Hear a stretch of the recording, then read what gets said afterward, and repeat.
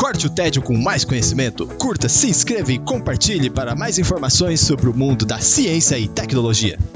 Vamos começar a falar dessa treta? Vamos. Que surgiu uma coisa que explode a cabeça também, que é o tal paradoxo de EPR. Que daí surge a ideia de emaranhamento quântico. Vamos lá. Primeiro, por que é paradoxo de EPR? Einstein, Podolsky e Rosen, que foram os 3 cientistas que elaboraram este paradoxo. E só um parênteses, Einstein-Rosen é o nome do quê? Do buraco de minhoca. Chamado Ponte de Einstein-Rosen. Então, o Einstein, logicamente, né, ele tinha o Oppenheimer, o Bohr, o Schrödinger, o Planck, tinha a turma deles lá. O Einstein tinha a turma dele também. O Rosen era um desses parça aí do Einstein, né? Não, exatamente. E agora, eu vou fazer todo mundo aqui entender que diabo que é isso. Então, antes, vamos começar a dar uma explicação mais conceitual aqui. Vamos lá. O que o Einstein propôs dentro desse paradoxo para se contrapor à física quântica ali, né? Imaginem duas partículas. Imaginem vocês duas partículas que elas têm alguma característica que está amplamente conectada. Conectada num nível que, uma vez que eu saiba qual que é a característica de uma das partículas, automaticamente eu vou saber qual que é a característica da outra partícula, independentemente das distâncias às quais elas se encontram. A questão toda aí é o seguinte, a gente já falou aqui. Antes que a gente faça uma medida sobre uma partícula que é quântica, o que vai acontecer, o que há com esta partícula? Ela coexiste em diversas possibilidades, certo? Isso aí já ficou claro, antes que eu faça a medida. Então agora imagine o seguinte, eu pego duas partículas que estão conectadas por uma coisa que eu vou ser um pouco técnico, só chamar de lei de conservação. Sim. Duas partículas que estão amplamente conectadas por uma lei de conservação. Daqui a pouco eu vou dar um exemplo bom disso. E aí eu pego essas duas partículas que estão conectadas, só que, tipo, eu não fiz a medida delas. Eu não sei nada sobre elas. Então, elas ambas encontram-se em estado de superposição, tá? Ou seja, o estado físico delas pode ser qualquer. Pode ser qualquer, não. São todos, na verdade. Todos, São absolutamente todos, porque eu não fiz a medida ainda. Sim. Só que eu coloco cada uma delas a uma distância gigante. Quando eu faço a medida de uma e descubro qual é o estado físico de uma, automaticamente, instantaneamente, eu já vou saber qual que é o da outra. Qual que é o estado físico da outra, porque elas estão amplamente conectadas. A questão é a seguinte, que o Einstein dizia. Nesse caso, houve uma troca de informação entre essas partículas. Por quê? Porque elas não tinham esse estado físico bem definido. Eu estou falando agora aqui, eu sei que está sendo um pouco mais completo, mas eu já vou fazer todo mundo entender. Elas não têm o estado físico muito bem definido, então, uma vez que eu meço aqui, automaticamente eu vou saber a da outra. Ou seja, aparentemente houve uma troca de informação entre essas duas partículas numa velocidade maior que a da luz. E isso, para um Einstein, era absolutamente incabível, porque a informação não pode se propagar a uma velocidade maior que a da luz. Agora, beleza, esse era o paradoxo. Agora, você quer entender? Quer entender? Eu vou fazer você entender, eu vou fazer o que eu fiz lá no Ciência. Olha só. Posso pôr meu tênis na mesa? Pode. Deixa tirar a jujuba aí daqui, então. Pronto, então com o meu tênis aqui, tirei meu tênis mais uma vez aqui. Você concorda o seguinte, temos o meu tênis aqui, tá. Certo? Temos o meu tênis. Ah lá, tá lá na tela o seu tênis. Tá na tela. O pessoal não tá sentindo chulé, mas tá aí eu. Beleza. Chulé quântico. Chulé quântico. Até você medir, você não sabe. Aí, viu só? Exatamente. Aqui já não tá tão quântico, tá dando pra sentir bem. Aqui a gente já fez a medida. Mas é o seguinte, você concorda comigo que esse par de tênis, eles têm uma característica... Isso aqui, só dá uma viradinha aqui, vai lá. Esse par de tênis, eles têm uma característica conectada, que é esquerdo Direito. e direito. Sim. Certo? Beleza? Então, uma vez que eu sei que um é o esquerdo, automaticamente eu sei que o outro é o direito. Perfeito. Agora eu vou pegar e vou colocar cada um desses tênis sobre uma caixa idêntica. Duas caixas. Dentro de uma caixa? Cada um desses tênis numa caixa diferente. Tá. Duas caixas são absolutamente idênticas. Aí eu embaralho, já não sei mais qual que é qual. Tá bom? Aí eu pego um dos tênis e envio para o Serjão, que tá lá em Macapá. Vamos supor. Tá. Envio pro Sérgio lá em Macapá. E eu fico com uma caixa aqui.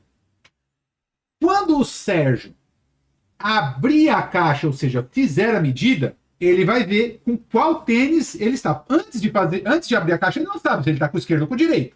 Nem eu desse lado aqui, eu sei se eu estou com o esquerdo ou direito. Só que uma vez que ele vai abrir essa caixa lá em Macapá, Quer fazer a medição, ele descobre que ele está com o tênis esquerdo. colapsa lá e é esquerdo ou Colapsou lá. Então vamos dizer assim, existe o tênis que está dentro da caixa, ele está sob o estado de superposição, só que ele mediu lá e viu que ali é o esquerdo. Então, se ele sabe que ali é o esquerdo, automaticamente aqui com qual que eu tô? o direito. Com o direito.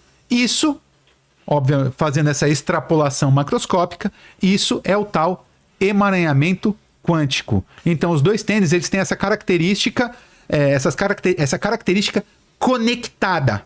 Beleza? Emaranhada, né? Emaranhada. Só que o que acontece? Quando o Sérgio abriu a caixa lá, aparentemente o que aconteceu é o seguinte: se o tênis que está dentro daquela caixa, ele, antes de ser aberto, ele está sob um estado de superposição direito e esquerdo, ele está sob um estado de superposição, direito e esquerdo antes de abrir a caixa.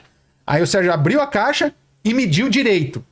Parece que houve uma troca de informação. Parece que as duas partículas trocaram uma informação, tá o quê? Porque então, automaticamente eu sei que o outro é esquerdo. Automaticamente eu sei que o outro é esquerdo. Então a outra partícula colapsa também para o esquerdo. Como essa informação foi trocada instantaneamente, isso viola um princípio básico. E nada viaja mais rápido que a luz. Exatamente. Então, esse era o grande paradoxo. Então, por isso que a gente diz, deixa eu agora tirar meu tênis daqui para vocês não ficarem suportando mais o meu chulé. Por isso que a gente diz que a mecânica quântica, a gente diz que ela é uma teoria. Ela é não realista e ela é não causal, porque ela fere esse princípio da causalidade que está associada a essa questão de informação viajando a velocidades maiores que a da luz. Isso aí. Entendeu? Então, isso é um emaranhamento quântico. Espero que tenha ficado claro para todos o que é o emaranhamento quântico. E a treta do Einstein era essa. Ele não aceitava que você medindo um lugar soubesse do outro. Mas ele sabia que acontecia. Ninguém sabia até então. Ah, não? Isso aí era teoricamente. Isso era teórico. Na década de 50, depois, com alguns experimentos, que como o Sérgio falou, isso era teórico. Então ele propôs essa ideia. Só que na década de 50, agora não vou lembrar o nome das pessoas envolvidas, mas se eu não me engano, um deles, eu acho que era o John Wheeler que se envolveu, mas eu não vou lembrar agora exatamente. John Wick na porrada. Na porrada. Na caneta? Não, é o lápis, né? Não, tem filme que ele mata a gente até com livro, cara. O cara é embaçado. Mas. Esses caras fizeram o quê? Houveram experimentos. Tentativas, né? Mas que de alguma forma mostraram que estava certo esse emaranhamento quântico. Só que não chegava num resultado definitivo. Só que, o Einstein não queria que de fato essa coisa de emaranhamento quântico existisse. Não, tá quebrando. E de fato, cara, quebra. Quebra. E é uma coisa muito bizarra, porque o que parece ser, de fato, é o seguinte. Eu fiz até um vídeo com o Natan sobre isso aí. É que nós aqui, enquanto estamos vivendo nesse mundinho macroscópico aqui, nós temos uma noção de tempo e distância que, para nível quântico, não cabe. As noções de tempo e distância em nível quântico são completamente distintas do que as nossas noções. Mas, por exemplo, uma coisa que se ela está a 1 milhão de anos-luz na partícula, ela vai também influenciar nessa daqui. Se é esquerdo, aqui vai ser direito. Como ela não respeita essa distância? Não, a questão é a seguinte: é 1 milhão de anos-luz de distância pra gente. Eventualmente para aquela partícula, não é. Porque o mundo quântico é diferente? Porque isso é uma coisa óbvia. Aqui eu tô tateando já uma coisa que é sombria. É teórica. Mas aparentemente essas noções de distância em nível quântico são completamente distintas daquela noção que a gente tem nesse mundo macroscópico. Em 2022, o Prêmio Nobel de Física vai para a galera que consegue fazer então o experimento do emaranhamento quântico. Então eles conseguiram, eles montaram. Hoje a gente tem tecnologia suficiente para montar um experimento e mostrar que quando você solta um feixe aqui E você coloca um aparato aqui, ele divide em dois. Quando você mede uma partícula, você tira a propriedade da outra. Isso foi provado agora, experimentalmente. Isso é legal da gente falar, que nós já falamos naquele episódio do tempo, né? A física, você tem as duas partes dela. A parte teórica e a parte experimental. Tanto que o prêmio Nobel hoje ele é dado para um grupo, né, e para o outro também. Sim. Então isso é muito importante. E quando mostrou isso experimentalmente, o que aconteceu? Derrubou lá o paradoxo do EPR, né? Porque aí o Einstein teve que se render, né? Teve que se render. Já não... Acabou se rendendo. Não, ele não tá aqui mais, mas ele acabou se rendendo aí aonde ele estiver, porque... Não há um paradoxo. De fato, a coisa funciona exatamente como ele previu. Como a teoria foi... como ele previu no paradoxo. Como ele previu no paradoxo. Então, isso é muito legal. E, vamos lá, só estendendo um pouquinho nisso aqui. Qual que é a aplicação disso, cara? É isso aí que pode fazer o computador quântico se tornar uma coisa real mesmo. É o emaranhamento quântico, entendeu? Porque hoje em dia... Então, o que o pessoal faz hoje? O pessoal tenta fazer essas coisas aí com partículas, medindo em uma e ver o que está acontecendo em outra.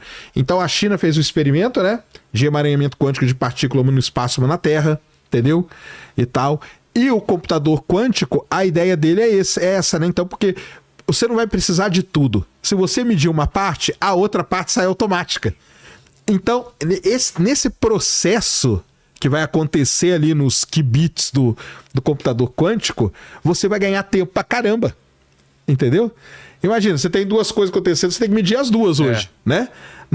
Com isso aí funcionando, você não precisa mais. Entendeu? Não tá provado que o emaranhamento quântico existe? O cara não fez o experimento? Então agora, você mediu aqui, você tem a propriedade desse. Quer dizer que você ganha um tempo absurdo nessa coisa de processamento. Tanto que quando o cara ganhou o prêmio Nobel, o pessoal que estava aqui, que estava comentando, falou: agora sim o computador quântico pode ser realidade. Porque esse emaranhamento quântico, isso aí que o professor explicou, é a base que precisa para as coisas poderem acontecer.